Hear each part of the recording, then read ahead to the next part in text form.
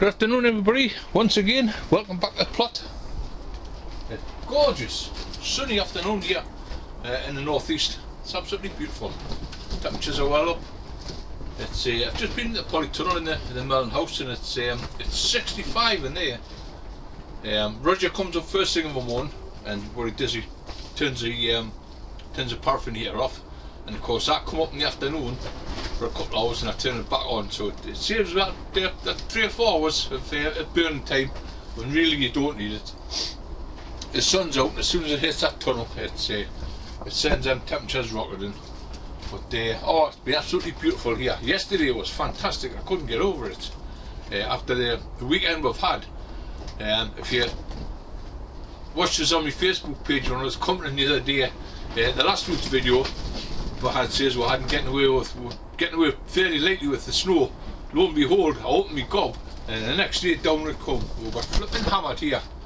It was really deep, and of course Roger come up the Saturday morning and tried to push it off the tunnel roofs with a brush, and everything was collapsing in down the sides of the tunnels onto the beds. The 3 beds I've got outside here with the garlics in, I'm definitely going to shift them beds because they're in the wrong place.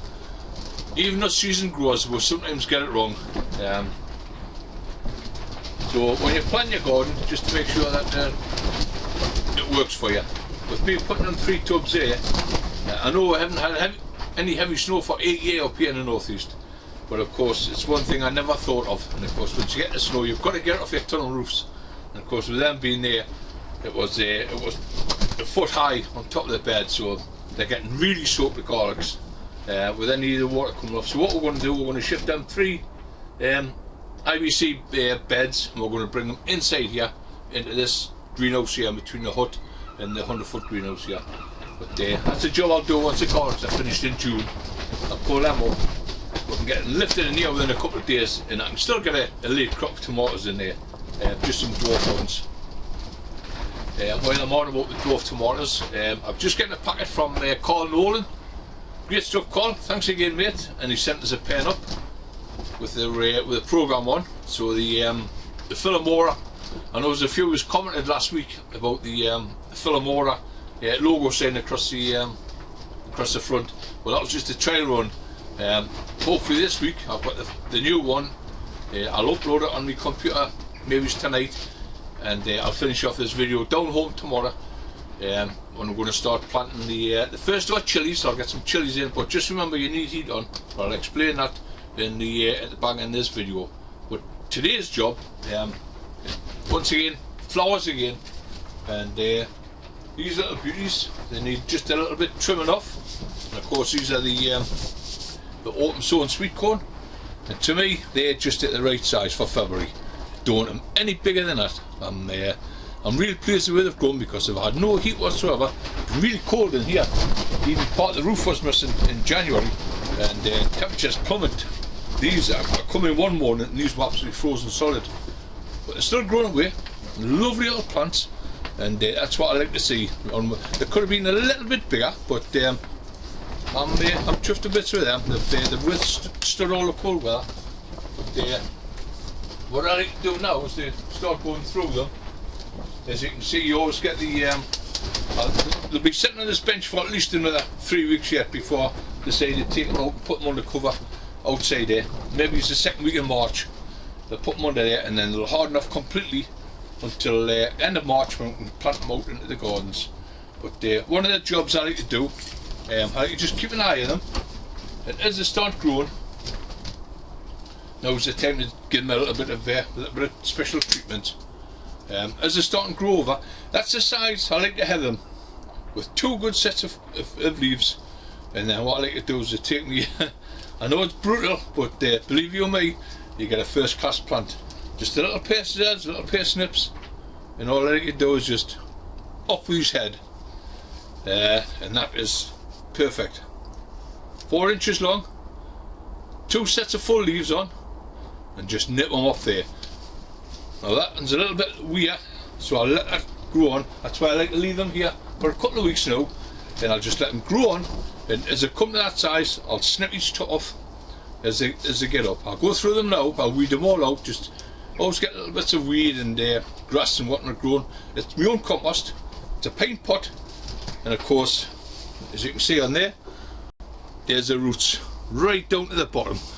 And by middle of March, end of March, that pot will be absolutely full of roots. But that's just exactly what I want. And then they'll be perfect for planting out. As I say, I just pick them off, just go through them one at a time. Any weeds in them, little bits of grass growing, anything like that, just pull it out, just get the tops a little bit cleaned up. And there's the one there, that's perfect for cutting that. 2 full sets of leaves and chop his head off, and I can just spend the next 2 weeks going through these, doing exactly the same, watching each one as it grows out. You'll know the ones you've cut off and the ones you haven't. As soon as they get that height, you can just go around with the scissors and knit them off. It's a job I like to just check on them every day, because of course you get a bit of sunshine like today and they'll sharp jump up in this weather. There's quite a few getting to that size. And of course there's a prime example there. It's a bit of grass growing, bit of grimsel. Pull them out, you don't need them. Get them out. You still get your marker in, and there's your plant here growing away nice and strong. 2 sets of leaves off with his head.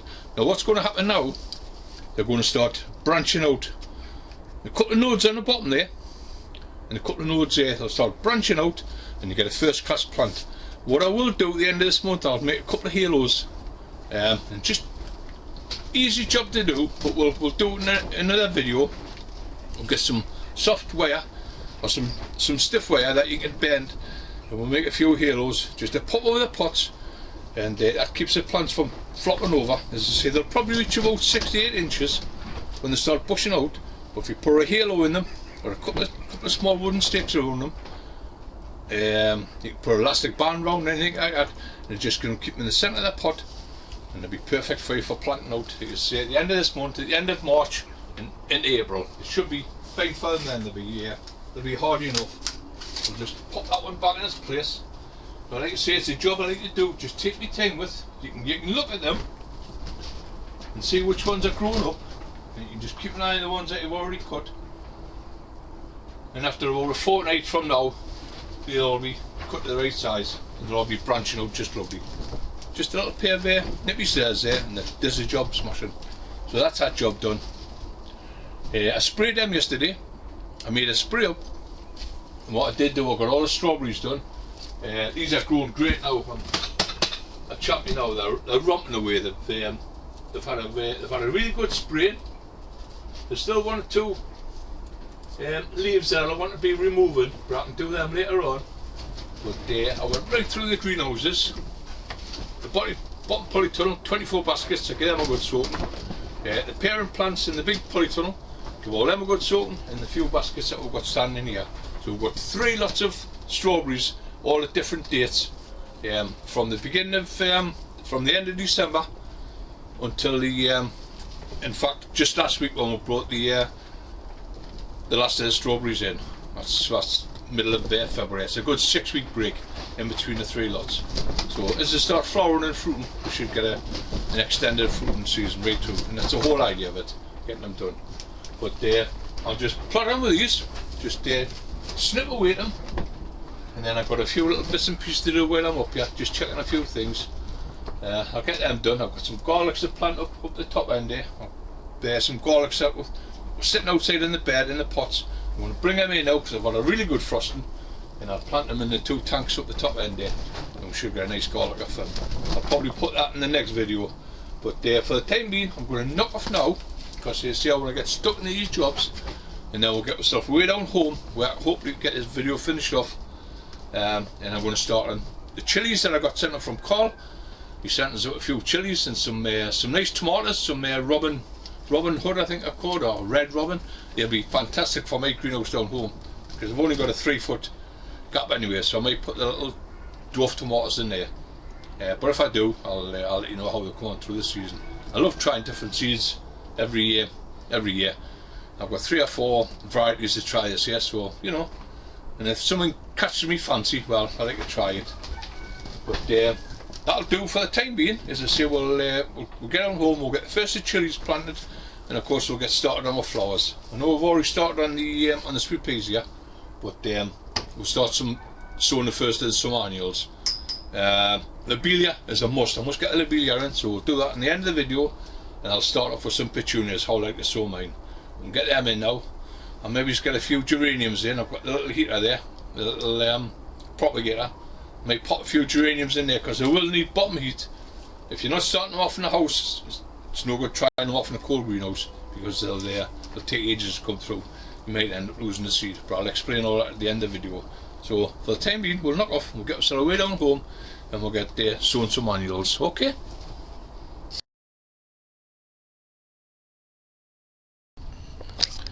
Okay, right, well, good afternoon everybody. Let's get this show on the road. I hope I've made myself a little pedestal there for to show you how I'm going to go on with the seed sowing today. We're going to start with a few seeds, not too many.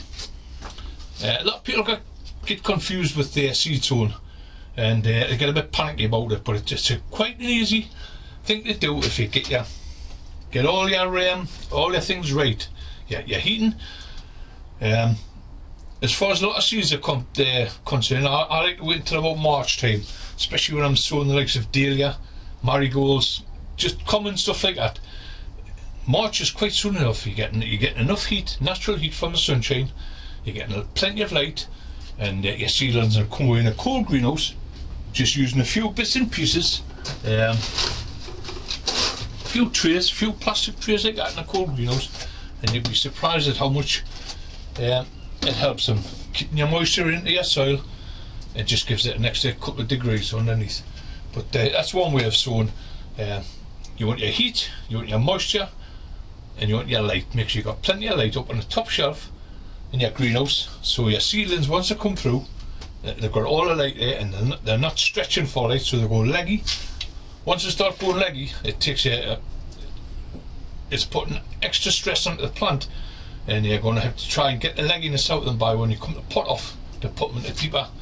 Sometimes it's easier to do, like the tomatoes and that. I've seen people grow them on really too leggy, and then to sink them down to half that depth in fresh compost, and that usually stops it. But with flower seedlings, it's a bit more difficult.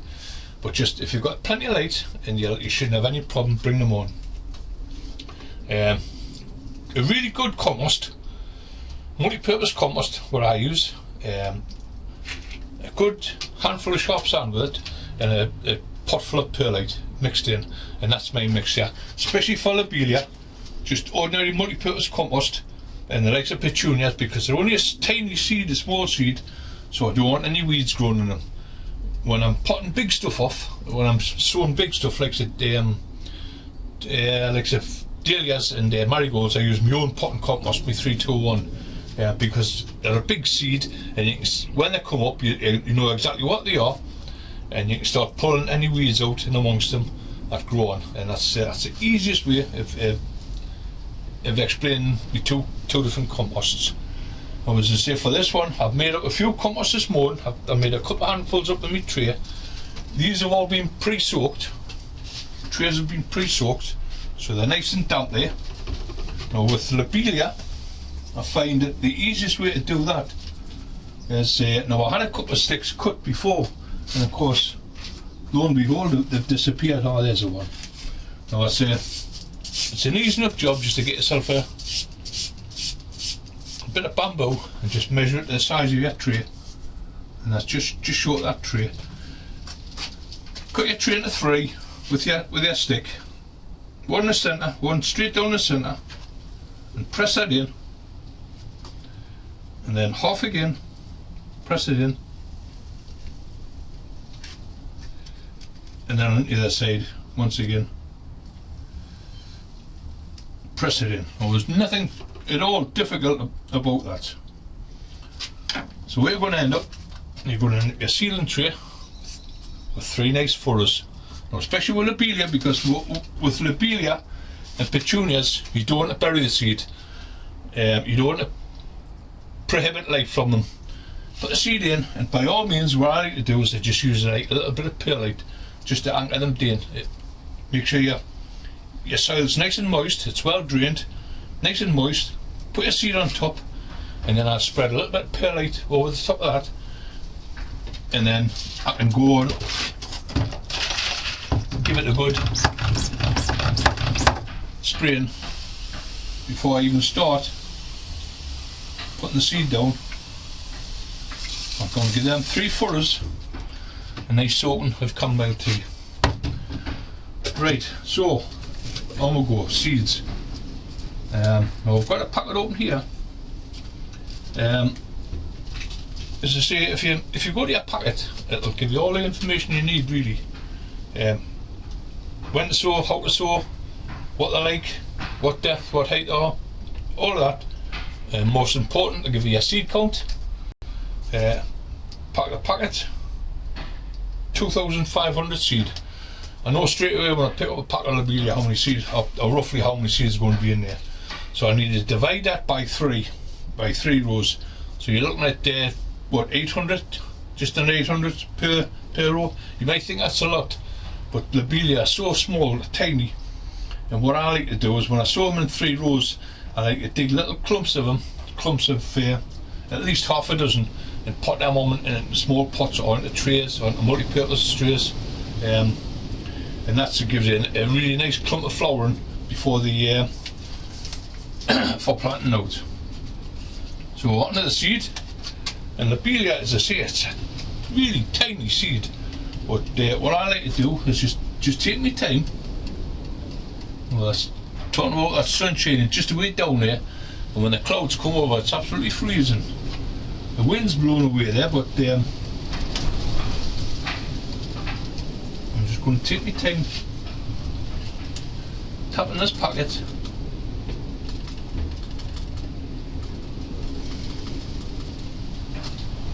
And there's the seed just starting to come up there now.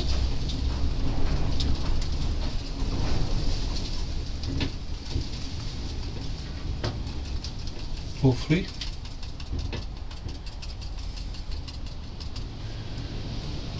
Along them furrows. That's better, I can see the seed now.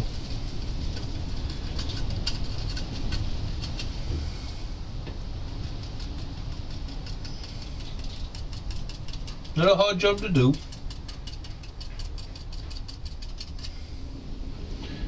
Go back long.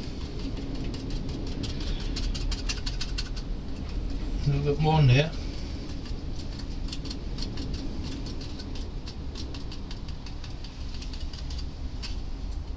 Absolutely fantastic. So if you just take your time. Now that's the packet empty.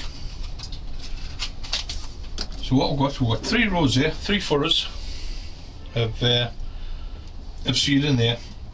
I can go over again with just a light spraying, just to dampen them down. It's not going to move them any. And that's soaking a chamomile tea. That's fantastic. Right, get myself underneath. So I can find my pot with my perlite, and then just a really light drizzling of perlite, and that's just going to anchor them seeds down to the compost. It's not going to hinder them from any light. And of course, another thing with perlite, as I've always said, is if you're not using fresh water, the perlite will tell you straight away, because if you start getting any green molds or funguses growing on your compost with using dirty water, the first thing that'll happen is your perlite will turn green underneath, and you'll see a green film building up on the perlite, and that's the first thing to tell you that you're using dirty water. But as I say it every time, just make sure your water's nice and fresh, bring it up to your temperature in your greenhouse, and you shouldn't have any problem. Well, that's the first tray of lobelia done anyway. I've got another packet full later, so because I always sow lots and lots of lobelia. But that's that one done. And what I have got, I've got some big trays on the bottom here. I'll just shift it out of the way a minute. I've got some large trays here. What they are cake trays, and I've got the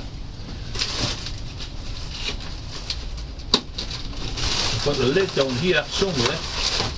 Well, actually, I've got 3 or 4 of these. They're from a friend last year who had a party, and you'd be surprised at the amount of gear that gets thrown away.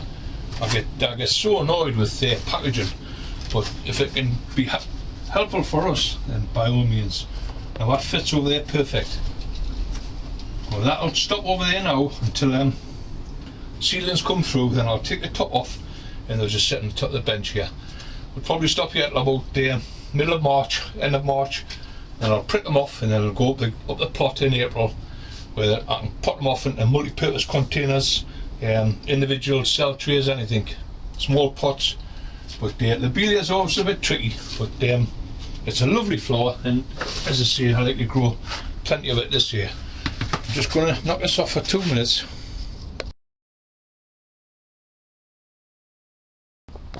Okay, right, that's that one done. I just had to move a little bit of gear around out the road. Hopefully that's not too far down. I'll bring that around a bit. That's better. As I say, I use a multitude of different size trays. Half trays, I use quite a lot of them. I use my quarter trays. And what I have found today, well, last night actually, my son brought this in. I thought it was an ice cream container. I've just put a couple of holes in the bottom. That's just by lighting a candle and then gently just holding the corners over the candle, so you get 3 nice holes in. What they are, I was quite shocked when he told us. My son works in a fruit shop in Shields, and he says, "Oh, these come in, Dad, and I wonder if you could use them." There's the tops. What they are, they're actually containers with cherry tomatoes in. I couldn't believe it, the amount of stuff that must get wasted. It's absolutely horrendous, but to me that's going to be a fantastic little propagator. Now there's holes in the top already. I've filled it up to 1 inch from the top with me multi-purpose compost, and what I'm going to sow in there is just a couple of chilies. Now I've just getting these chilies given by Carl Nolan once again. Now while I'm on the subject, if there's anybody who likes home brewing, check this guy out. It's Silver Gardens Brewery. It's Carl Nolan. He's on my site, but just check his out if you want to do a bit of home brewing, and he's the guy to put you straight. But you've got some fantastic brews. I'm going to be even tackle a few myself this summer once the warm weather comes, and it'll be nice just to have a nice cool brew to sit in the garden, something to enjoy. Now what he sent us up program, and he sent us up a few chilies. Now I haven't grown these ones before. I've got my chilies upstairs, the ones I saved off my own seed last year. I've got 4 different varieties, and of course a couple of what I got off John Murphy last year. I've got the yellow ones, so I'll be sowing them maybe next week, first week in March. But I've got a little bit of space on my propagators, so I'm going to sow some chili seed, because there's a lot of them online that want to know when to sow your chilies. Well, to me, if you've got the heat, you might as well put your chilies in, but if you haven't got any heat, I would wait until March. So all I'm going to do, and this is a medium chili basket of fire, and there's quite a few seeds in there, so all I'm going to do is knock a few out, and they're easy enough to see. There's 5 there, champion, and there's still a good couple of dozen in there. Now them couple of dozen, I'll put that to one side, and I'll probably sow them in a tray like that, 2 dozen, and they'll grow really strong, really good strong little plants before you pot them off. But I thought today I would try out one of these, and I just 5 seed, and I'm just going to spread that 5 seed out around that pot, 4 around the sides, 1 in the middle, a little. That's it. Now with chilies, I'll give them a little bit spraying all of me magic juice, just to wetten the seed down, and then just a little bit of compost over the top of these. Not too much. 1/4 inch will do that, if that. Now hopefully they'll grow on nice 5 little plants. Now I can leave them in that pot for quite a while. I'll not have to disturb them at all. Just going to make sure that's secure. That's it. Pop down. I've got a couple of holes in the bottom there, in the top there. I've got my holes in the bottom, and that's a perfect little propagator. I'm over the moon with that. So I think what I'll do with them, I'll just pop them on the side because I've got the heat in here. If I fill about 3 or 4 of them pots up, that's what they are there. And keep your eye open when you've got the fruit chops, because these were little cherry tomatoes. Absolute shop in the packaging that they use, but as I say, if we can use it rather than it going to landfill, by all means. They're a bit soft top, but no doubt if you just take care of them, we might be able to get a couple of years out of them. Bit of light washing with some soapy water at the end of the year, and I think they'll be quite handy for her. Okay, so that's them out of the way. Chilies. Right, now I'm going to have to get my big tray back out and put that on there, and so I can put that tray onto there. Now this is another way of sowing the seeds in, more or less the same thing, but with petunias. Now petunias, believe it or not, are quite easy to grow.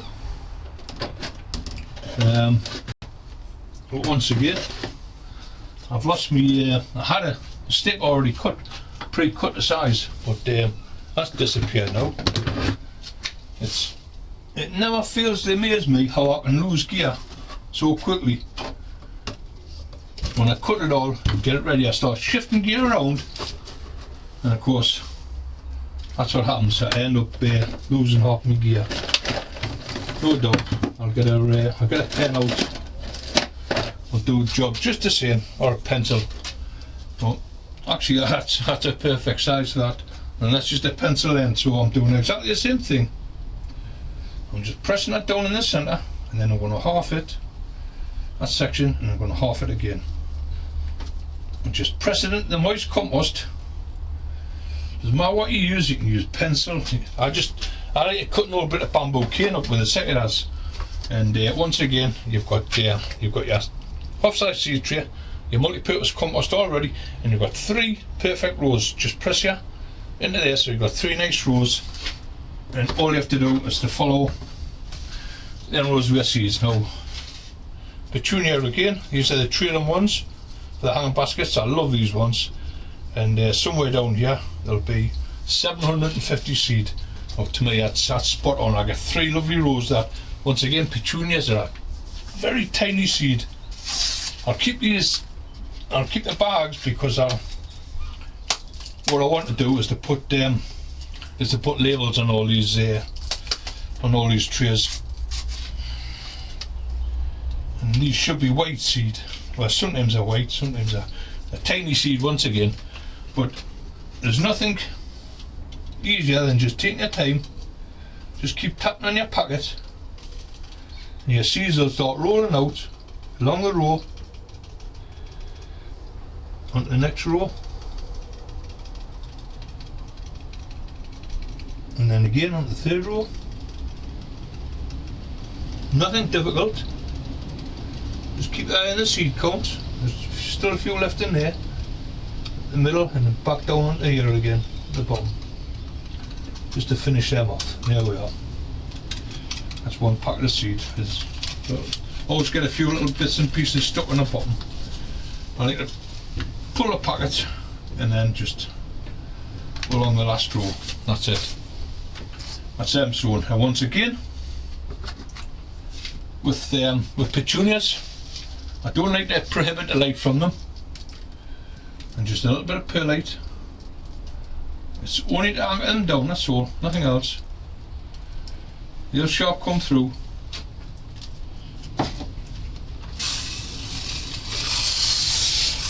Good soak with chamomile tea.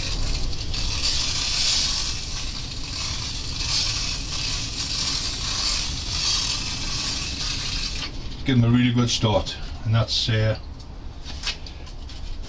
another job done. So there we have it. We've got our petunias. Now I will be sowing some geraniums. I'll probably get around to doing that tomorrow, but what I'll have to do first is sort my propagator out. I've got a few seeds in the propagator, because geraniums, busy lizards, they really do need the heat, whereas these, they'll just sit in here we'll probably get, there's a little bit of heatings in the greenhouse here, so they'll just sit here on the shelves here inside of there. Perfect. And there'll be enough heating there to get them seeds moving, keep them growing, and as I say, probably about the middle of March they'll be ready for potting off. I'll be able to start pricking them out, which I'll do down here into trays, individual trays, or into pots, whatever, and then we'll take them up the plot where they'll go into the they'll go into one of the polytunnels on the top shelf where there's plenty of light. But hopefully by then we should be getting some decent weather. And the sun was out before, but it's just clouded over again, and it that wind's starting to pick up, so I'm hoping it's not going to cause too much bother for the video. Right, so that's another couple of tips for you. Hopefully you'll find your seed sowing as easy. You can make it as easy or as hard as you want, believe you me. Start off with a really good compost, a multi-purpose compost, add a bit extra sharp sand to it, add a bit of perlite if you've got it, don't stint on it. Get it in your trays, well water it first, your fresh water. Well water them first. I've got seeds to go into there, by the way. I'll be doing it in a minute. But I've got hundreds of seeds that I want to sow. But I'm just going to be a little bit patient. I've got all my own seed that I saved from last year. I've got tomatoes, I've got peppers, chilies, all saved seed. I'll be sowing them over the next couple of weeks. What I will be doing today is sowing some lettuce mixed salad leaves. And they can just go into a little tray, and then I can prick them off into little pots and just grow them on in the polytunnel on these small little lettuces. You can plant radishes now, small turnips, even carrots inside. You know, there's loads of stuff you can start sowing if you just take your time. I'm hoping that we're over the worst of the weather. I mean, I opened my gob last week in the video saying that we had only a little bit of snow there, and lo and behold the next day we got clobbered with it. But hopefully that's away now, it's finished with, and we'll see it's a bit of decent weather appearing. But the days are getting longer. That's when you're starting to get your light levels up, as I say, as the days get longer, and get cracking sowing by all means. Tomatoes, cucumbers, they'll all wait until next month. I never put a tomato seed in until at least March, because to say you can, by all means, if you've got the heat, put them in. But it's bringing them tomatoes on. Once they get up and they start growing, and you've got to pot them off and pot them off and pot them off into a really decent sized pot. And if you haven't got any warmth in your greenhouse on your plot or on your back where you're growing your toms, you're going to be in trouble, because once your tomatoes start growing, you know, they'll get a decent size, and if you're going to put a plant like that in a cold greenhouse, it's going to hit trouble straight away. I sow mine in March, prick them off into April, and by the May you've got a decent sized plant for planting out in a cold polytunnel or a cold greenhouse. Never in any hurry. Maybe it's down here, I might sow the odd couple. I have got some of Carl centres. I put them there. I put them somewhere, yeah, over there. That's the red robin. Now I'm going to grow them down here. That's a red robin tomato. They're only a foot high. But as I say, I've got the benches in here, and I don't take my benches out. I just leave them in all of the summer. So I've only got 3 foot there. 2 foot really if you come against this grass here. So that's the tomatoes I'll be sowing for here. But once again, it'll be full of cuttings and that, so it's a waste of time sowing them until March. Hopefully by the middle of April I'll be clearing a lot of stuff out up the plot, and then I'll be able to put them in a decent sized pot, plant them along my benches, and I'll have a nice tomato. I may just stick a couple of melons on the back here like I did a couple of years ago. Melons are such an easy plant to grow, but that's all for a couple of months to come. But yeah, if you want to check out Carl, if you want to brew a couple of beers, another good one is Keith Spuds and Spades, and he'd brew some fantastic wines from a lot of stuff out his garden and all.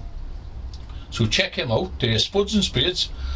He's a fantastic guy for making brews and that, and but as I say, Carl Nolan, it's Silver Gardens Brewery. Check it out if you want to make yourself a nice brew for the summer, and keep an eye on our plot, and we'll keep you going for filling your garden up with veg, fruit and veg. At the moment it's a little bit quiet on the plot, but we're getting little jobs done inside. What I did do, I took two trays of garlics in the other day. If you remember, I had them in little pots. Well, after I had a really good frost, and I took them inside and I put them into the IBC tanks and planted them into there, so hopefully I'll get a nice early garlic out of them. Them other tanks that's outside, definitely have to get them shifted in the summer, as I explained at the beginning of the video, but I'll do that once the garlics are finished. If I get them out about May into June time, dig them out then I can shift the tanks in, get them filled back up, and still get a crop of tomatoes in there, so nothing's going to harm. I'm going to knock this off, and hopefully I might get this video online tonight, because it's turned really dark there now, and of course there's spots of rain on the greenhouse, lo and behold. But not to worry, I'm going to plot on here, sown away, get the last of these lobelia finished. The petunias are done. I just want to get some markers. That's one thing I did do the other day. I brought a load of old markers down from the allotment that I had writing on for years and years gone by, all the decent sized ones. So what I did, I sorted them all out, I brought them down rather than waste them, and I've got a shed load full now. And all I did, of course I can still smell it, is put a little bit of petrol off my lawnmower there, a little bit of petrol on a rag, and give them a good wipe with that, and it's got them up nice and clean. So that's I'll not have to buy any markers this year. I've got shed loads there. So that's another little tip. If you want to clean your markers up, just get a little bit of petrol, just give them a good rub of that, bring them up nice and clean. Just make sure you got the door open, because it was absolutely stinking in here. Just as well I don't smoke, I might have ended up blowing myself up. But that's another little tip for you. So carry on with your seed sowing. Don't be in too much of a hurry. If you're looking at like tomatoes and stuff like that, sweet corn, always wait until March. Cucumbers, always wait until April. The cucumbers, melons, squashes, anything like that, I never sow any until April. Plenty of time for that. And they need a little bit of heat to bring them on with. And with them being an expensive seed, the last thing you want to do is to start losing stuff like that. So just hold your horses, just take your time, and we'll be fine. So next week we'll get ourselves back to the plot again, and as I say, we'll keep a check on these strawberries. I'll give them a good spraying, and nice and clean now. And what we'll do next week is we'll start watering them. I sit there pointing out to Roger yesterday when I was lifting the baskets up, feeling them. You can feel the weight in them. I mean, when they were soaked when we brought them in, absolutely soaked, frozen. Now that they've defrosted and the water's starting to evaporate a little bit, because it's getting some lighter days and some warmer days, your moisture in the baskets is starting to evaporate, so you can feel the basket by the weight. And as they get a little bit lighter, I know that they're going to be needing a bit of water.